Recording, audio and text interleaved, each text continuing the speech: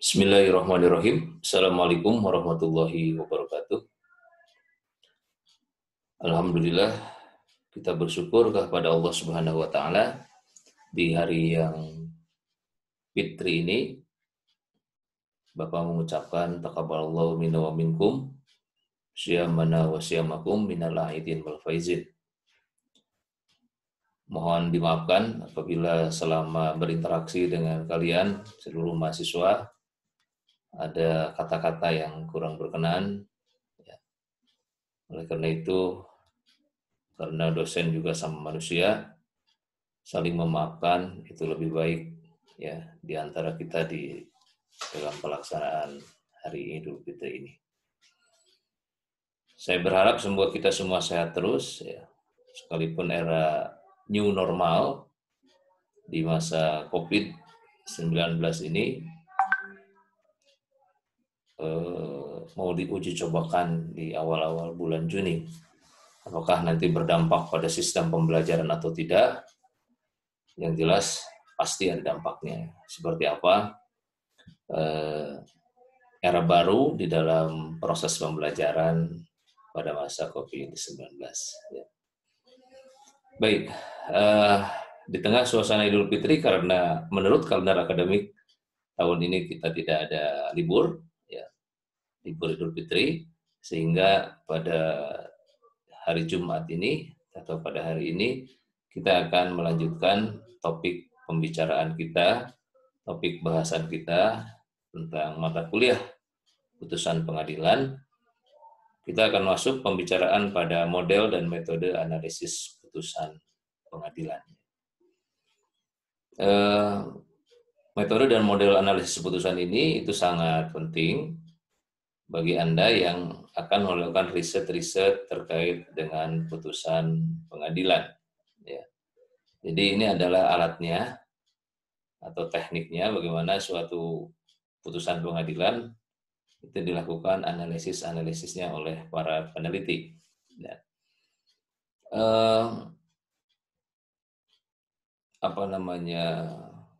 Teknik analisis putusan ini cukup banyak, ya, cukup banyak dan beragam. Nanti di akhir perkuliahan atau mungkin juga nanti Bapak kirim di grup salah satu contoh jurnal, yaitu jurnal diktum, ya, khusus yang terkait dengan hukum perdata saja. Saya ambil salah satu jurnalnya. Kalau Anda mau merujuk jurnal-jurnal itu, silakan kunjungi portalnya Live, ya. Portalnya Live. Anda bisa lacak di Google atau juga Anda nanti Bapak kirim bagaimana anotasi putusan yang dilakukan oleh portalnya Kerupuk Kulit, ya. Di situ ada beberapa anotasi putusan yang bisa Anda lihat bagaimana sebuah putusan pengadilan itu dilakukan analisisnya. Baik, saudara sekalian, nanti Anda akan latihan, ya, menganalisis putusan itu di mata kuliah Bapak hari ini. Oleh karena itu mohon disimak, ya, penjelasannya untuk bagaimana kita bisa menganalisis putusan pengadilan itu. Ya. Mata kuliah ini sebetulnya menjadi alternatif, ya, bagi Anda untuk mencari bahan-bahan perkuliahan, bahan-bahan penelitian maksudnya, sehingga penelitian Anda ke depan lebih beragam, ya. Dan Bapak berharap bukan hanya putusan pengadilan yang diteliti, tapi juga aspek-aspek lain, ya, yang terkait dengan hukum-hukum keluarga pada umumnya. Ya. Putusan pengadilan itu hanya salah satu saja, ya. Meskipun Anda mengkonsentrasikan diri pada peradilan Islam, ya, tapi kan aspek peradilan itu tidak hanya putusan kan yang harus dianalisis. Ya. Kalau ada yang bertanya tentang materi ini, nanti silahkan Anda sampaikan di grup WhatsApp, ya, apa yang akan Anda tanyakan. Nanti setelah itu mungkin kita respon, ya, sambil Anda nanti juga latihan bagaimana cara menganalisis putusan pengadilan. Baik, kita akan lihat dalam tayangan seperti berikut. Ya, ini adalah ya, coba dilihat. Ya, seperti ini ya. Kita akan coba ulas ya model dan metode analisis putusan pengadilan. Ya. Baik, sekedar info tulisan hasil penelitian Bapak dan kolaborasi ya dengan UI, dengan lembaga-lembaga NGO, ya itu sudah terbit. Silakan kalau Anda mau baca, itu judulnya Format Putusan Pengadilan. Ya, Format Putusan Pengadilan. Yang dari UIN Bandung, Bapak 3 orang ya, silakan Anda lihatlah di situ, nanti tulisan format putusan pengadilan itu khusus untuk pengadilan tingkat pertama dan banding. Ya. Sebagai bahan bacaan yang wajib Anda baca terkait dengan mata kuliah putusan pengadilan ini. Ya. Silakan dilacaklah di Google sudah ada. Kalau tidak lupa nanti Bapak kirim juga mungkin di grup ya tentang hasil penelitian itu. Baik, kita akan ulas coba apa yang disebut dengan analisis putusan pengadilan itu. Jadi menguraikan ya. Jadi analisis ini kan judulnya analisis ya. Sebenarnya Bapak kurang sreg kalau ada mahasiswa yang nulis skripsi tapi judul depannya itu analisis, isinya nggak ada analisisnya. Ya. Jadi pastikan kalau Anda melakukan analisis dalam suatu putusan, maka cara berpikir yang tajam terhadap unsur-unsur dalam putusan itu harus dilakukan. Ya. Jangan hanya mendeskripsikan atau juga ya menarasikan saja, tapi tidak ada analisisnya. Ya sebetulnya kita coba lebih ini ya, lebih rendah lah. Mungkin istilahnya bisa anotasi ya, anotasi putusan. Ya, anotasi putusan pengadilan. Kalau isinya memang Anda sendiri nggak sanggup menganalisis ya.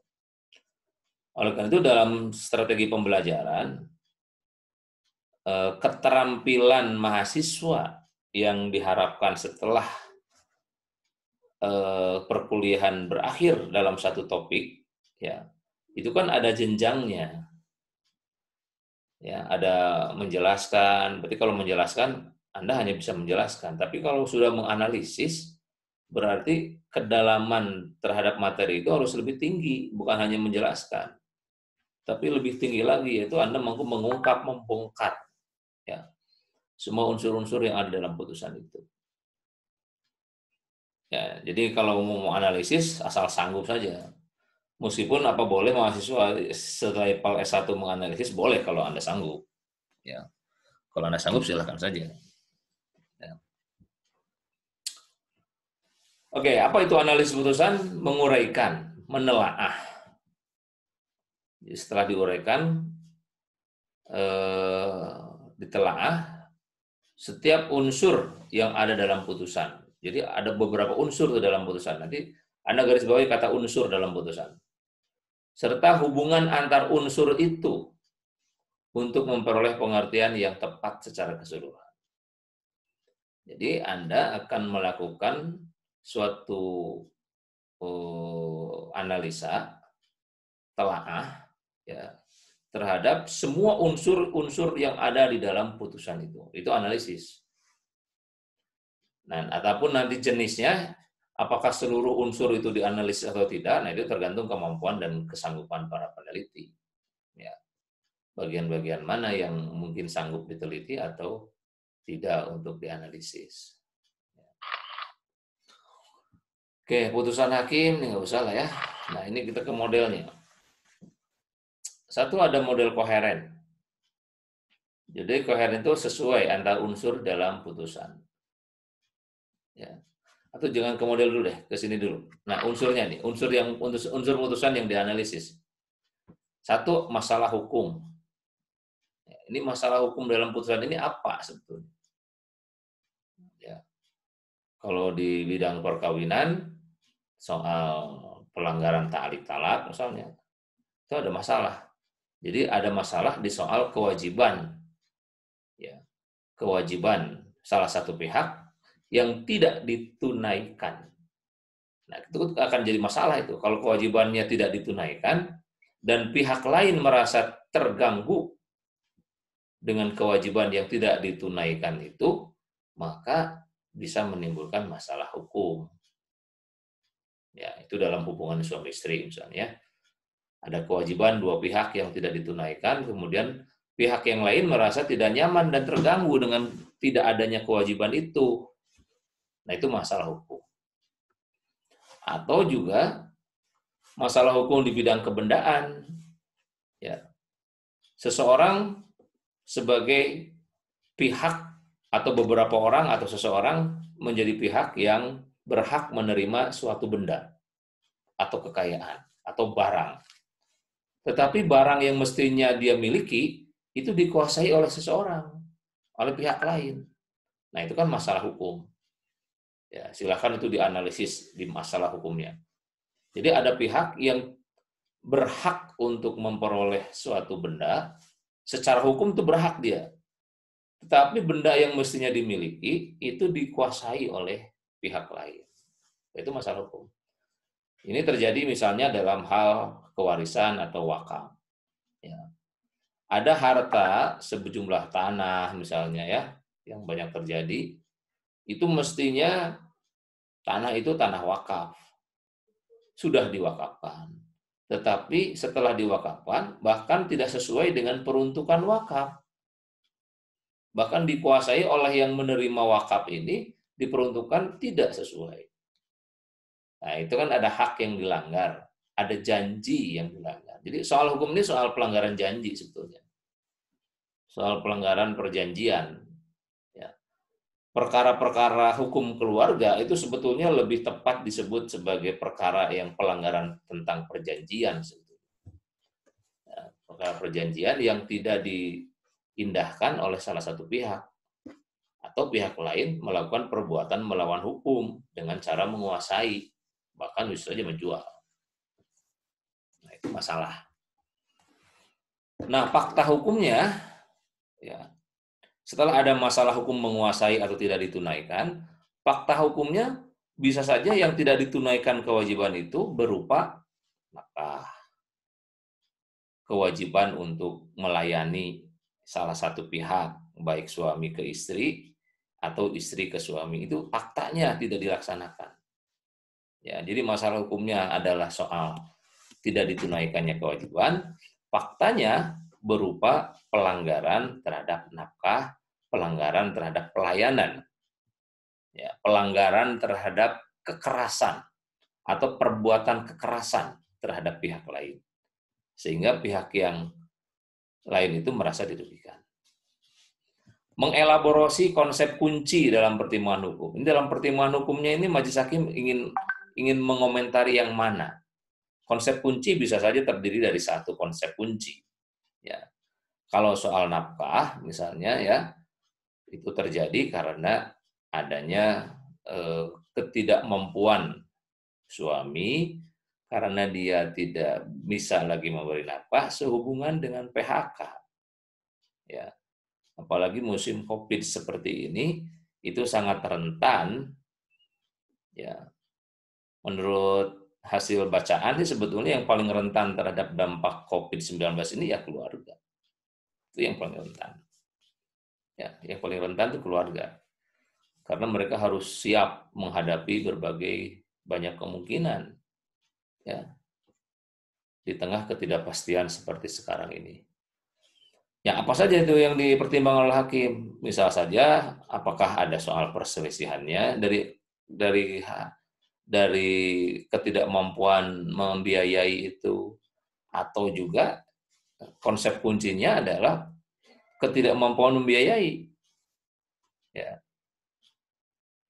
Ketidakmampuan membiayai itu apakah misalnya 0 rupiah atau membiayai tapi tidak cukup. Itu mungkin yang banyak dipertimbangkan oleh konsep kuncinya. Pertimbangan yang memadai mengenai dasar gugatan. Apakah dasar gugatannya ini memadai atau tidak? Juga pertimbangan mengenai alat bukti. Ya, itu juga memadai. Apakah buktinya, kalau buktinya berupa saksi, ya, apakah saksi yang diajukan dalam persidangan dalam putusan ini betul-betul memenuhi unsur-unsur formil dan material kesaksian. Itu juga dianalisis. Ya. Penggunaan sumber hukum formil di luar undang-undang. Ya, di luar undang-undang itu seperti apa? Atau apa saja undang-undang yang digunakan oleh majelis hakim untuk menyelesaikan masalahnya. Ya, selain hukum, selain undang-undang ya. Kemudian penggunaan dasar hukum selain undang-undang, kesesuaian jenis dan bobot sanksi dengan perbuatan hukum. Ya, jadi sanksi yang mau diberikan oleh majelis hakim dalam suatu tindak pidana dengan perbuatan hukum yang dilakukan itu bisa juga dilihat. Nilai keadilan atau tujuan hukum lah ya yang diperoleh semua pihak atas proses mengadili dan hukumnya itu bagaimana? Apakah terpenuhi rasa keadilan dan kepastian dan kemanfaatannya atau tidak? Kemudian juga Anda ingin melihat bagaimana keruntutan bernalar dalam pertimbangan hakim, ya, atau juga penemuan hukum, atau juga kesimpulan. Nah, ini unsur-unsur putusan yang dianalisis. Nah, kembali kepada penjelasan tadi, bahwa yang disebut dengan putusan ini, analisisnya menguraikan menelaah setiap unsur di dalam putusan. Ya. Jadi kita mau menelaah setiap unsur. Ya. Apakah setiap unsur ini perlu dianalisis? Tergantung kebutuhan. Ya. Bagian mana yang menjadi bahan untuk kajian atau untuk bahan yang mesti dianalisis. Ya. Dianalisis. Nah, kita sekarang kembali ke model analisis putusannya. Ada model koheren. Itu koheren antar unsur dalam putusan. Ada keterhubungan antara kepala putusan, posita, petitum, kemudian pertimbangan, pembuktian, ya, lalu kemudian kesimpulan sampai amar. Itu melihat, Anda ingin melihat koherensinya, kesesuaian nggak tuh antara kepala sampai kaki dalam putusan itu, kira-kira begitu ya. Dari unsur-unsur yang tadi disebut itu sesuai tidak. Jadi Anda ingin membuktikan kesesuaiannya saja, ya, bahwa yang dilihat di dalam tuntutan, ya, baik yang diuraikan dalam posita oleh para pihak maupun petitum yang diminta oleh para pihak, itu dipertimbangkan itu sesuai gitu. Kalau di sana minta pembagian harta bersama, maka di dalam pertimbangan pun dipertimbangkan mana dan apa saja harta-harta yang dipertimbangkan itu. Jadi Anda silakan mau menganalisis model yang mana. Ya. Yang kedua model kritik. Ya. Jadi isinya dalam putusan itu Anda mengkritik. Nah, apakah semua unsur-unsur yang mau apakah semua unsur yang mesti dikritik? Tentu tidak. Bagian mana yang menurut Anda dalam putusan ini sangat berpengaruh terhadap amar putusan? Contoh, misalnya contoh nih. Di dalam proses pembuktian, di dalam putusan itu ternyata bahwa keterangan saksi ini hanya mendengar. Misalnya ya, saya mendengar, ya, dia hanya mendengar, tidak melihat. Ya, dia mendengar bahwa si A dan si B ini sering berselisih. Ya, sering berselisih ya. Saya juga mendengar bahwa si A dan si B ini dia sering pergi ke luar kota bersama-sama atau ke tempat undangan. Ya. Nah, tapi dalam pertimbangan-pertimbangan majelis hakim, keterangan saksi sebagai alat bukti dalam peristiwa tersebut itu dianggap memiliki pembuktian sempurna. Nah, Anda nggak setuju tuh dengan itu. Mestinya kalau saksinya hanya mendengar, hakim jangan terburu-buru menyimpulkan ini apa yang dimintakan oleh pemohon atau penggugat ini adalah patut dan layak untuk dikabulkan. Karena saksinya saja hanya mendengar. Ya. Atau contoh lain misalnya terhadap objek sengketa berupa harta, entah itu harta bersama atau harta waris atau juga harta wakaf, ya, yang diajukan oleh penggugat, saksi hanya menjelaskan bahwa dia hanya mendengar bahwa orang tuanya pernah mewakafkan. Hanya mendengar dia. Tapi hakim mengatakan dengan bukti yang lain, dia menunjukkan bahwa ini ada akta ikrar wakaf. Tapi menurut keterangan saksinya, bahwa yang diajukan bukti dokumen atau bukti surat itu apa namanya, tidak menunjang atau tidak mendukung terhadap peristiwa atau fakta-fakta hukum yang ada dalam persidangan. Misalnya surat yang dibuat atau dokumen ikrar wakafnya itu adalah tidak dibuat di depan PPAIW misalnya, atau hanya secari kertas, atau dia mungkin di PPAIW, tapi PPAIW-nya sendiri tidak bisa dihadirkan di situ sebagai saksi. Nah, jadi Anda ingin membuktikan, melihat, ini saya mau menganalisis mengkritik ya, mengkritik di aspek-aspek putusan yang menurut Anda itu bermasalah gitu. Bermasalah di dalam apa ya namanya? Di dalam pertimbangan, di dalam cara hakim nanti mengambil atau menarik amar. Nah, itu kritik silakan. Apa lagi yang bisa dikritik? Pertimbangan misalnya ya. Dia tidak mengadili seluruh dasar gugatan. Ini keliru nih mestinya. Apakah hakim bisa keliru? Bisa, hakim juga manusia. Ya. Tapi tentu saja kalimatnya tidak menuduh, wah hakim keliru. Nah, tidak begitu. Tapi Anda berargumen aja. Ya. Pilihan-pilihannya dengan bahasa-bahasa yang tidak menyudutkan. Ya. Lalu model analisis aspektual, ini hanya menganalisis bagian-bagian tertentu. Ya. Kita hanya menganalisis inilah di aspek-aspek mana yang menurut Anda penting untuk dianalisis, baik aspek penemuan hukumnya kah, hukum formilnya kah, atau materialnya kah. Kemudian model analisis sistemik putusan. Jadi semua hukum formil, materi, filosofi, dan penerapan hukum Anda analisis, jadi seluruhnya ini Anda mau analisis. Ya. Untuk apa Anda melakukan itu analisis semua? Untuk membuktikan bahwa seluruh konsisten gitu, bahwa hakim ini melakukan melakukan proses persidangan yang dilakukan oleh majelis hakim. Jadi Anda ingin melihat konsisten nggak sebetulnya, sehingga perlu Anda lakukan analisis sistemik dalam putusan ini. Konsisten nggak seluruh unsur-unsur dalam putusan itu yang tadi kita sebut, itu kesesuaiannya antara satu sama lain. Ya.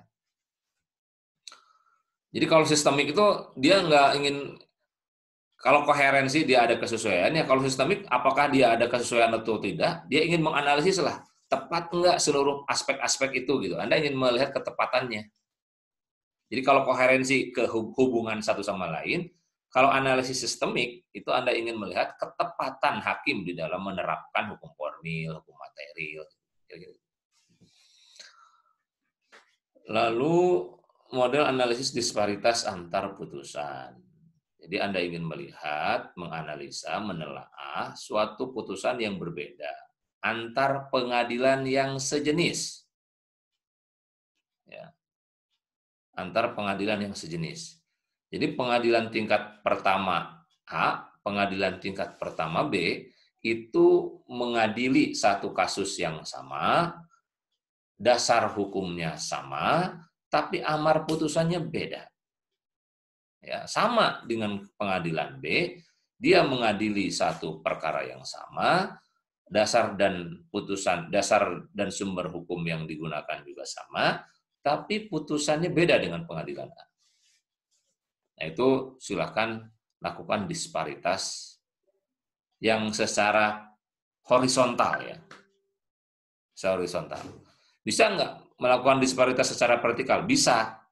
Tapi pastikan sumber hukum yang digunakannya sama ya di sumber hukumnya. Kenapa majelis tingkat vertikal di atasnya menganulir atau juga mengcancel putusan tingkat pertama? Nah, sumber hukumnya apa yang dipakai? Nah, mestinya sumber hukum yang sama. Nanti di mananya majelis hakim membedakan putusan yang tingkat vertikal atau tingkat atasnya itu di dalam mengadili dasar hukum yang sama tersebut. Di mana bedanya? Ya, di mana bedanya? Seperti ini ya. Jadi Anda silahkan bisa menambahkan juga, Pak, saya punya model kayak begini ya, silahkan saja ya. Karena sekarang kan format pembelajaran new era atau juga seperti sekarang ini, new era ya, era baru ya. Ya, era baru itu era normal ya. Era baru itu era normal. Itu new era itu merek sendal sebenarnya. itu memungkinkan banyak sekali perubahan-perubahan dari yang selama ini stagnan di dalam proses pembelajaran. Nah, coba Anda nanti, ini contoh saja ya, contoh beberapa bagian saja. Apakah Anda akan menganalisa seluruh unsur-unsur putusan atau hanya beberapa bagian saja? Ya. Ini wajib nih, identitas perkara wajib, karena ingin menyebutkan nomor perkara, jenis perkara, isu kunci ya ini. Ya, isu kunci yang ada dalam putusan, majelis hakim, URL, penting tuh URL. Ini Anda ngutip dari putusan mana? Ya. Lalu fakta hukum, menjabarkan secara mendalam, ini kalau analisis kan harus mendalam, berbagai fakta hukum yang relevan dan signifikan yang dimuat dalam putusan. Jadi fakta hukum mana sebenarnya yang relevan terhadap masalah hukum itu? Ya. Fakta hukumnya misalnya adanya unsur perbuatan melawan hukum di dalam menguasai satu objek sengketa. Ya, itu fakta hukumnya. Jadi masalah hukumnya apa? Perbuatan melawan hukum kan? Nomor 3-nya, masalah hukum dalam putusan. Ya. Menjabarkan dan menelaah mendalam berbagai masalah hukum yang dimuat dan dicoba diselesaikan dalam putusan, serta menentukan fokus masalah hukum, baik sebagian atau seluruhnya yang ingin dianalisis oleh mahasiswa, bukan peserta ini ya. Peserta. Jadi masalah hukum dalam putusan itu Anda ingin menguraikan sebenarnya ini masalah perbuatan hukum, perbuatan melawan hukumkah atau perbuatan tidak bisa melaksanakan kewajiban atau seperti apa? Ya. Lalu berbagai peraturan perundangan, jurisprudensi dan doktrin Anda menelaah jika ada ya nanti kemudian juga aspek penerapan hukumnya. Ya. Penerapan, kesimpulan majelis hakim, ya, ini unsur yang dianalisis.